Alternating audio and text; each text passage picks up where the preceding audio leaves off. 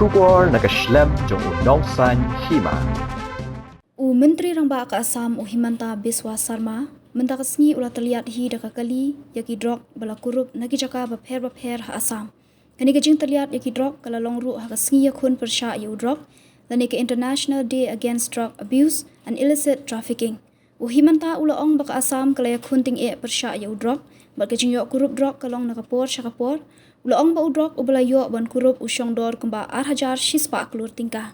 Himanta ulah ong ru bahkan negasngi ke Sorkar Assam karai kot biang banyak kun nak benta ban pun urlong ya kari India ke balai luit na udrok.